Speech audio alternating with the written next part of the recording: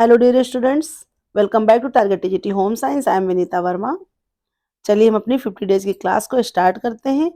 और इस क्लास को स्टार्ट करने से पहले आपको बता दें कि हमारी जो एक्सटेंशन एजुकेशन की क्लास थी वो जो है कंप्लीट हो गई और उसकी मैराथन क्लास भी हमने प्रोवाइड करा दी है आप लोगों को, जिसको हमने 2 पार्ट में किया है। वैसे बनाया तो एक ही में था, लेकिन जो है कुछ प्रॉब्लम्स थी इसलिए वो 2 पार्ट में हो गई है। और अब हम कल से पढ़ेंगे चाइल्ड डेवलपमेंट, जिसके जो है जो इम्पोर्टेंट टॉपिक्स हैं उनको हम पहले कवर करेंगे, फिर उसके बाद उसकी भी जो है मैराथन क्लास।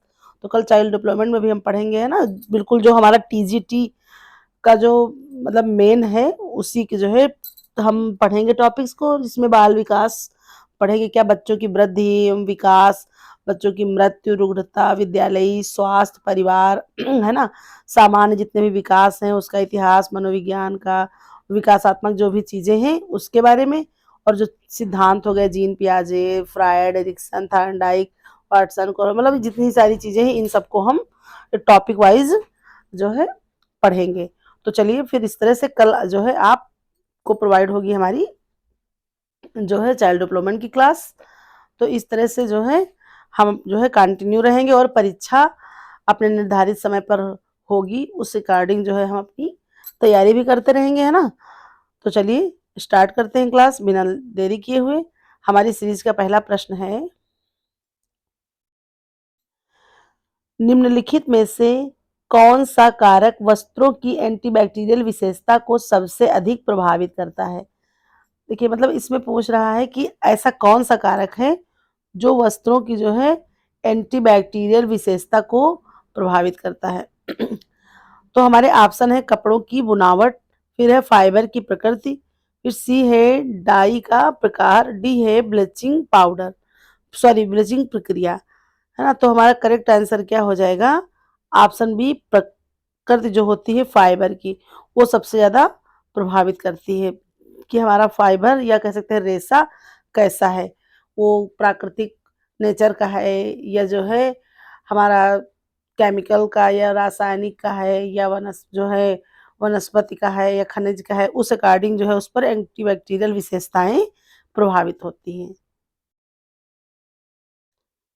फिर देखिए नेक्स्ट क्वेश्चन है हमारा,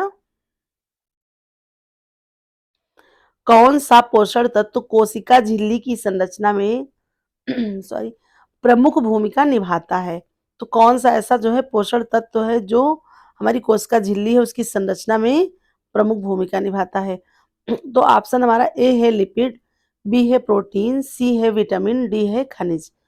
तो इसका हमारा करेक्ट आंसर क्या हो जाएगा, ऑप्शन ए लिपिड्स, है ना। ये क्या करता है, तो जो हमारी कोशिका झिल्ली है उसकी जो संरचना बनी होती है वो मुख्य रूप से इसी की बनी होती है।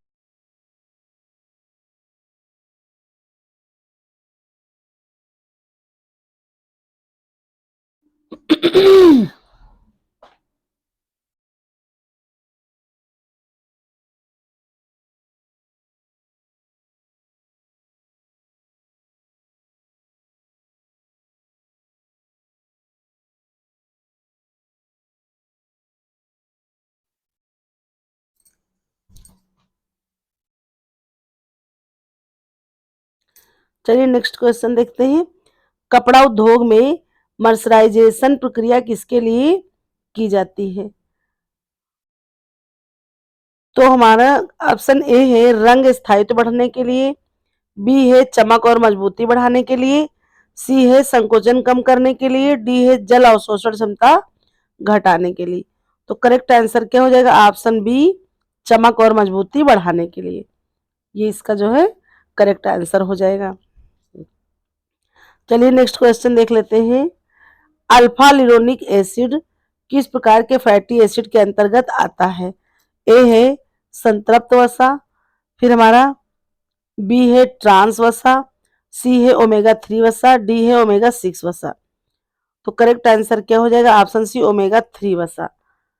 नेक्स्ट क्वेश्चन देख लेते हैं, अमीनो एसिड पूरकता,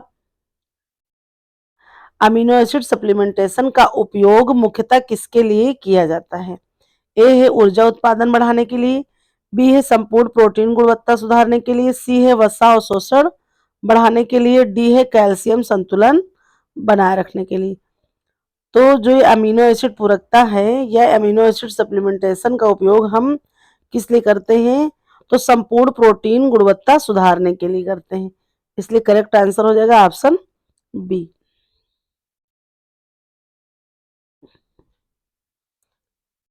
फिर देखिए नेक्स्ट क्वेश्चन क्या कह रहा है।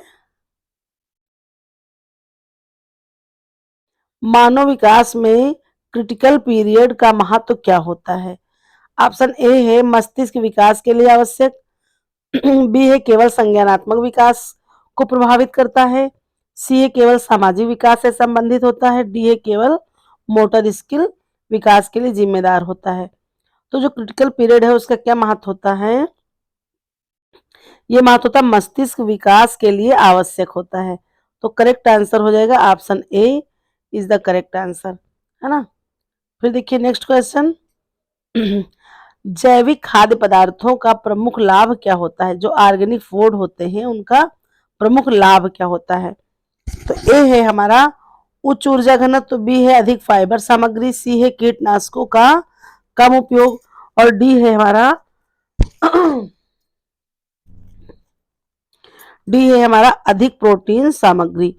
तो ऑर्गेनिक फूड्स का मुख्य लाभ क्या है? ऑप्शन सी हमारा आंसर हो जाएगा कीटनाशकों का जो है कम उपयोग। जब इसमें बहुत कम से कम उपयोग किया जाता है तो इसका ये प्रमुख लाभ होता है। तो इसके कोई साइड इफेक्ट नहीं होते हैं, क्योंकि आजकल देखिए इतनी सारी चीजें बन रही हैं तुरंत दवा के जो है जरिए उनको पैदा किया जा रहा है, बिना मौसम के भी फल और सब्जियां, तो वो सारी चीजें बहुत नुकसानदायक होती हैं। तो जो इसमें कम से कम चीजें प्रयोग की जाती हैं तो वही जो है ऑर्गेनिक फूड कहलाता है, और ये जो है बहुत ज्यादा हमारे लिए नुकसानदायक भी नहीं होता है। नेक्स्ट क्वेश्चन है निम्नलिखित में से कौन सा सिंथेटिक फाइबर पर्यावरणीय रूप से सबसे अधिक हानिकारक माना जाता है? तो आंसर देख लेते हैं। ऑप्शन हमारा ए है नायलॉन, बी है एक्रिलिक, सी है पॉलिस्टर, डी है रेयान। तो करेक्ट आंसर क्या हो जाएगा? Option C polyester. ये जो है पर्यावरणीय रूप से सबसे ज्यादा हानिकारक माना जाता है। फिर नेक्स्ट क्वेश्चन है किस पोषक तत्व की अधिकता से शरीर में ऑस्टियोपोरोसिस की समस्या उत्पन्न हो जाती है? तो ऑप्शन ए है प्रोटीन, बी है फास्फोरस, सी है आयरन, डी है सोडियम। तो करेक्ट आंसर हमारा क्या हो जाएगा? ऑप्शन बी फास्फोरस, है ना। अगर यहाँ पर विटामिन डी की बात अगर आती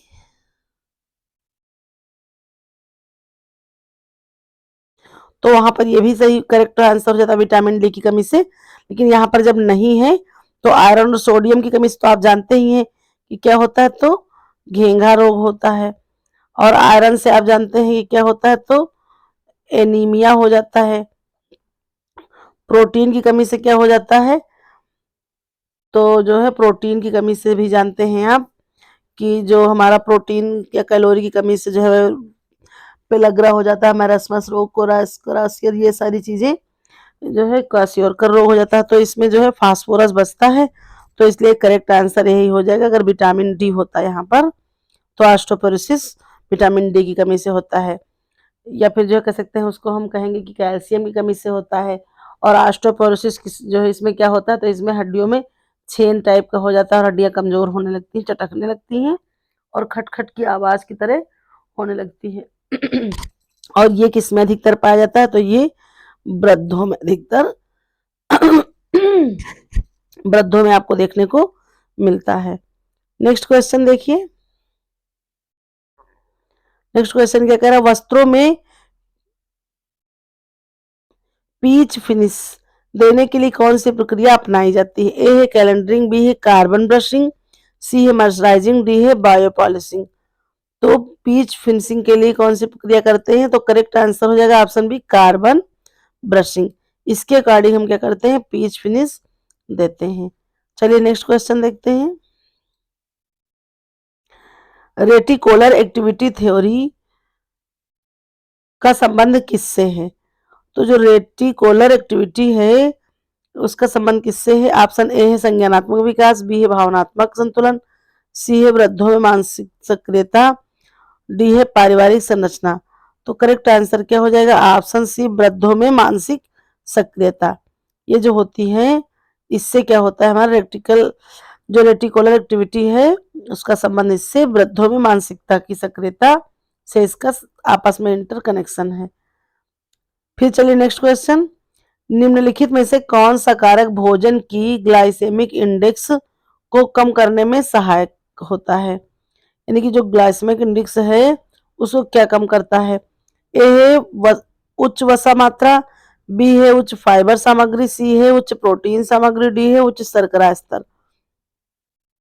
तो करेक्ट आंसर हमारा क्या हो जाएगा? ऑप्शन बी, उच्च फाइबर सामग्री। ये क्या करता है? ग्लाइसेमिक इंडेक्स को कम करने में सहायक होता है। नेक्स्ट क्वेश्चन देख लेते हैं। ये प्री डायबिटीज की स्थिति में मुख्यतः किस हार्मोन की कार्यक्षमता प्रभावित होती है? ए है थायराइड, बी है इंसुलिन, फिर सी है हमारा ग्लूकागान, डी है कोर्टिसोल। तो करेक्ट आंसर क्या हो जाएगा? Option B, insulin. फिर चलिए नेक्स्ट क्वेश्चन, फाइबर डिग्रेडेशन को रोकने के लिए कौन सा जो है वस्त्र में ऐसी कौन सी रासायनिक प्रक्रिया की जाती है जिससे क्या हो कि डिग्रेडेशन रुक जाता है फाइबर का जो है ऐसी चीज? ए है एसिड वॉश, बी है ऑक्सीकरण, सी है एंटीऑक्सीडेंट फिनिश, डी है बेसिक ट्रीटमेंट। तो करेक्ट आंसर क्या हो जाएगा? ऑप्शन सी, एक्सीऑक्सीडेंट फिनिश या एक्सीऑक्सीडेंट परिसज्जा जो की जाती है उससे क्या होता है? तो फाइबर डिग्रेडेशन को रोकने की प्रक्रिया इसमें की जाती है।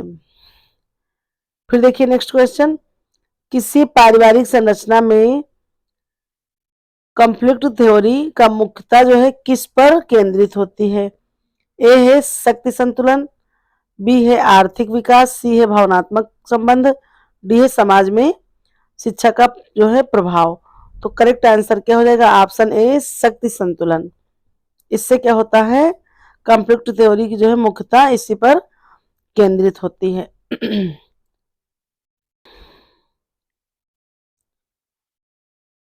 नेक्स्ट क्वेश्चन है, निम्नलिखित में से कौन सा सूक्ष्म भोजी जो है भोजन में अल्फा टॉक्सिन उत्पन्न करता है? तो ए है क्लॉस्ट्रिडियम, बी है एस्पारजिलस, सी है साल्मोना, डी है लिस्टेरिया। तो साल्मोना टाइफी जानते हैं आप, टाइफाइड रोग का जो है एक रोगाणु है। करेक्ट आंसर क्या हो जाएगा? Option B, Aspergillus. फिर नेक्स्ट क्वेश्चन, कपड़ा उद्योग में ग्रेस स्केल का उपयोग किसके लिए किया जाता है? ए है धुलाई स्थायित्व जांचने के लिए, बी कपड़े की लोच मापने के लिए, सी जो है रंगों की चमक बढ़ाने के लिए। तो करेक्ट, और फिर डी है सिलाई स्थायित्व निर्धारित करने के लिए। तो करेक्ट आंसर क्या हो जाएगा? ऑप्शन ए, धुलाई स्थापित जो है स्थायित्व जांचने के लिए जो है हम क्या करते हैं? तो ग्रेस स्केल का प्रयोग करते हैं। नेक्स्ट क्वेश्चन, मानव विकास में फ्री रेडिकल थ्योरी के अनुसार बुढ़ापे की प्रक्रियाओं को कौन सा कारक सबसे अधिक प्रभावित करता है? ए है कोशिकीय ऑक्सीकरण, बी है पोषण स्तर, सी है सामाजिक संपर्क, डी है मानसिक स्वास्थ्य। तो देखिए, मानव विकास में फ्री रेडिकल थ्योरी जो है उसके अनुसार बुढ़ापे की प्रक्रिया को क्या प्रभावित करता है? तो कोशिकीय ऑक्सीकरण। Correct answer is the option A, कोशिकीय ऑक्सीकरण सबसे अधिक प्रभावित करता है। नेक्स्ट क्वेश्चन, निम्नलिखित में से कौन सा विटामिन श्रेणी वसा में घुलनशील होता है? ए है विटामिन सी, बी है विटामिन B6, सी है विटामिन के, डी है फोलिक एसिड। तो देखिए, कौन सा जो है विटामिन श्रेणी वसा में घुलनशील है? तो वसा में क्या घुलनशील है? ऑप्शन सी हो जाएगा, विटामिन के। और बाकी तो आप जानते हैं फोलिक एसिड भी उसी में आ जाएगा, विटामिन बी कम्प्लेक्स में ही आएगा। और सी तो जो है इसमें क्या है? बी और सी क्या है? तो ये जो है जल में घुलने वाले विटामिन है, बाकी अन्य बचा आपके पास के। तो जो है इस तरह से करेक्ट आंसर क्या हो जाएगा? विटामिन के। चलिए नेक्स्ट क्वेश्चन देख लेते हैं, न्यूरोट्रांसमिशन प्रक्रिया में कैल्शियम की भूमिका क्या होती है? तो ऑप्शन देख लेते हैं अपने हम।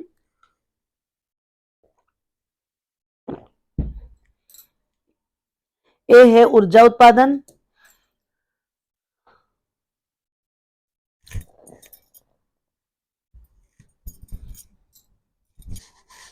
बी है एंजाइम सक्रियण, सी है तंत्रिका संकेतों का संचार, डी है प्रोटीन संश्लेषण। तो न्यूरोट्रांसमिशन प्रक्रिया में कैल्शियम की क्या भूमिका होती है? तो तंत्रिका के जो संकेतों को जो है संचार करना है ना। करेक्ट आंसर ऑप्शन सी हो जाएगा। नेक्स्ट क्वेश्चन, होम फिनिश का उपयोग वस्त्रों में क्यों किया जाता है? ऑप्शन ए है घर्षण सहनशीलता बढ़ाने के लिए, बी है हल्के वजन को परिष्करण देने के लिए, सी है जल अवशोषण क्षमता को बढ़ाने के लिए, डी है रंग गहराई बढ़ाने के लिए। देखिए फोम फिनिशिंग जो होती है, फोम फिनिशिंग जो होती है उसको हम हल्के वजन का परिष्करण देने के लिए प्रयोग करते हैं। ऑप्शन हो जाएगा बी करेक्ट आंसर। फिर देखिए नेक्स्ट क्वेश्चन, नवजात शिशु में sudden infect death syndrome SIDS sudden infect death syndrome की संभावना किस कारण से बढ़ सकती है? ए है अत्यधिक कैल्शियम सेवन, बी है पेट के बल सुलाने की आदत, सी है ज्यादा रोशनी में सुलाना, फिर जो है डी है देर से ठोस आहार देना। तो करेक्ट आंसर क्या हो जाएगा? ऑप्शन बी पेट के बल सुलाने की आदत। नेक्स्ट क्वेश्चन है लाइकोपीन किस खाद्य पदार्थ में सर्वाधिक पाया जाता है? ए है पालक, बी है टमाटर, सी है गाजर, डी है सेब। तो करेक्ट आंसर क्या हो जाएगा? ऑप्शन बी टमाटर, है ना। और एक जो है टमाटर में जो है लाइकोपीन पाया जाता है और इसके कारण क्या होता है? लाल रंग। ठीक है, लाइकोपीन के कारण ही लाल रंग निर्धारित होता है। फिर चलिए नेक्स्ट क्वेश्चन, जैकार्ड बुनाई में किस प्रकार की संरचना पाई जाती है? ए है सरल क्रॉस बुनाई, बी है जटिल डिजाइन और पैटर्न, सी है केवल ऊर्ध्वाधर धागे, डी है केवल रंगाई प्रक्रिया। तो करेक्ट आंसर क्या हो जाएगा? ऑप्शन बी जटिल डिजाइन और पैटर्न। इसमें क्या करते हैं? जैकार्ड बुनाई में ये चीजें बनाई जाती है, इसकी संरचना। और इसमें क्या होता है? फैंसी तरह तरह के जैकार्ड डिजाइन में जो है पैटर्न करते हैं और इससे क्या करते हैं? इससे फैंसी बुनाई करते हैं तरह तरह की। इसमें क्या होता है?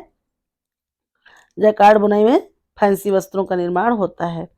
फिर है नेक्स्ट क्वेश्चन, शारीरिक वृद्धि के दौरान हड्डियों में एपिफिशियल प्लेट का कार्य क्या होता है या क्या कार्य है? ए है हड्डियों की लंबाई बढ़ाना, बी है रक्त संचार नियंत्रित करना, सी है कैल्शियम अवशोषण बढ़ाना, फिर डी है तंत्रिका संचार में मदद करना। तो हमारा जो एपिफिशियल प्लेट है इसका क्या कार्य है? ऑप्शन ए हड्डियों की लंबाई बढ़ाना, है ना। ऑप्शन ए करेक्ट हो जाएगा हमारा आंसर, हड्डियों की लंबाई बढ़ाना। फिर चलिए देखते हैं नेक्स्ट क्वेश्चन, मेडिटेरियन डाइट में किस घटक की प्रधानता होती है? ये जो मेडिटेरियन डाइट है उसमें क्या होता है जो सबसे ज्यादा पाया जाता है? तो ऑप्शन ए है संतृप्त वसा, बी है ट्रांस फैट, सी है मोनो अनसेचुरेटेड वसा, डी है उच्च सोडियम स्तर। तो हमारा करेक्ट आंसर क्या हो जाएगा? ऑप्शन सी मोनो अनसेचुरेटेड वसा। मेडिटेरियन डाइट में क्या होता है? मोनो अनसेचुरेटेड वसा की मात्रा बहुत अधिक पाई जाती है। फिर चलिए देखते हैं नेक्स्ट क्वेश्चन, भोजन में नाइट्राइट की उच्च मात्रा किस स्वास्थ्य समस्या से जुड़ी होती है? जो नाइट्राइट है उसकी उच्च मात्रा से कौन सी ऐसी समस्या हो जाती है? ए है एनीमिया, बी है ब्लू बेबी सिंड्रोम, सी है थायराइड असंतुलन, डी है विटामिन डी की कमी। तो देखिए थायराइड असंतुलन से क्या हो जाएगा? तो हार्मोन जो ऐसा होता है तो इसमें गले की जो है घेंघे रोग देखने को मिलता है ना। डी की कमी से आप जान ही रहे हैं, रिक्टस हो गया या ऑस्टियोपोरोसिस ऑस्टियोमलेशिया देखने को मिलता है। और जो एनीमिया है वो किसकी? तो ये जो है लौह तत्व की कमी से, विटामिन B9 और B12 की कमी से देखने को मिलती है। तो इस तरह से क्या बच रहा है हमारा? Option B blue baby syndrome. तो ये करेक्ट आंसर क्या हो जाएगा? Option B blue baby syndrome. ये जो है क्या होता है? भोजन में नाइट्रेट की उच्च मात्रा की वजह से जो नाइट्रेट है उसकी मात्रा अधिक होने की वजह से हो जाता है। तो चलिए इस तरह से हमारे क्या हो गए, तो जो है हमारी 35 क्वेश्चन की सीरीज कंप्लीट हुई है हमारी, जो कि थी आज हमारी क्लास 31। अब हम कोशिश करेंगे तो कंटिन्यू रहेंगे और फिर मिलते हैं अपने नेक्स्ट वीडियो में। और कल से जो है आप जुड़िए हमारे साथ और देखिए हमारी जो है चाइल्ड डेवलपमेंट की क्लास, उसमें एक आध थ्योरी की भी हो जाएंगी और जो है एक आध आपकी टॉपिक वाइज क्वेश्चन, इस तरह से करके हम अपनी चाइल्ड डेवलपमेंट पढ़ेंगे। और आप हमारे साथ इस तरह से जुड़े रहिए। प्लीज़ लाइक और शेयर करिए और कमेंट करके अपने सुझाव बताइए, जिससे जो भी हमारी कुछ गलतियां हैं, जो अन्य चीज़ें हैं, उनमें हम थोड़ा बहुत सुधार कर सकें। ठीक है, चलिए फिर इस तरह से बाय बाय आप लोगों को।